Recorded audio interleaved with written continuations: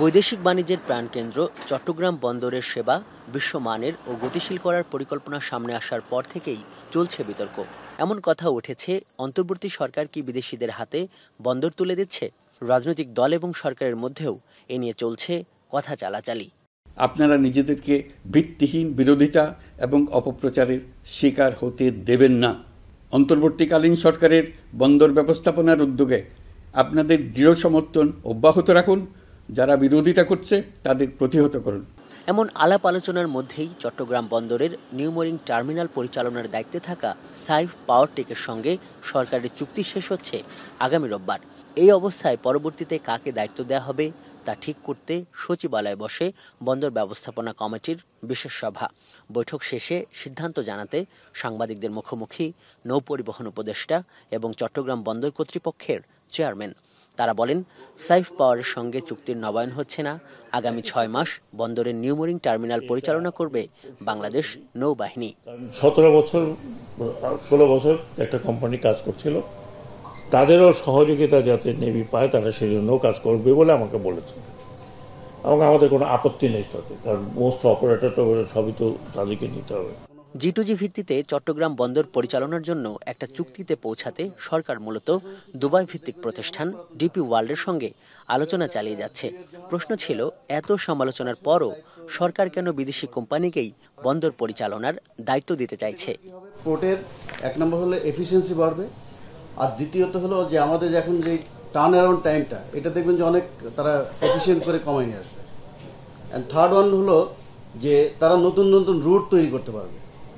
এখন মনে করেন আমাদের সিঙ্গাপুরের উপরে ট্রান্সশিপমেন্টের জন্য নির্ভর করতে হচ্ছে, কলম্বোর উপর নির্ভর করতে হচ্ছে। তখন দেখা যাবে হয়তো তারা অনেক ডাইরেক্ট শিপিং রুট বের করে ফেলবে। ডিপি ওয়ার্ল্ড হচ্ছে দুবাই পোর্ট। দুবাই পোর্ট কি কোনো দেশ নিয়ে গেছে পর্যন্ত? আমাদের যে বলা হচ্ছে পোর্ট নিয়ে যাবে, বিদেশিরা আসতেছে, এটা আমার মনে হয় হয়তো কোনো স্বার্থ আছে লোকজনের, যে এরা আসলে আবার ওই স্বার্থ পুরো হবে না। যেগুলো আমরা জানি পোর্টের, আপনারা ভালো করে জানেন যে পোর্টের চাঁদাবাজি কীরকম হয়।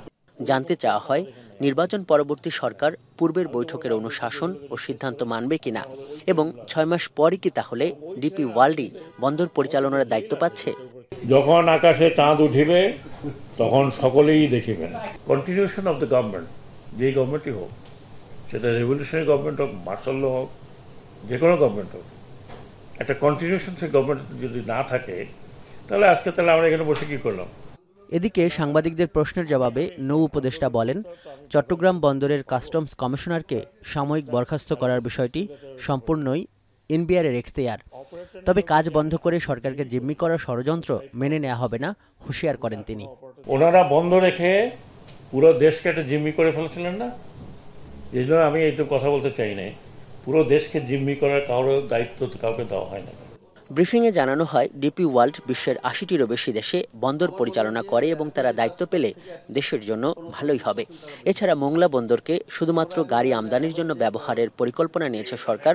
সে লক্ষ্যে ৩ মাসের মধ্যে বন্দরটিতে ২টি টার্মিনাল নির্মাণের কাজ শুরু করবে একটি চীনা প্রতিষ্ঠান। অতি সত্বর মোংলা পোর্টে 2টো কন্টেইনার টার্মিনাল তৈরি করবে। আজহার লিমন, এখন, ঢাকা। এখন তারা সানবিট সব দিবে সামাল। সানবিট ম্যাজিক প্রেস ডিশওয়াশিং এর মাথা ঘোরানো সলিউশন।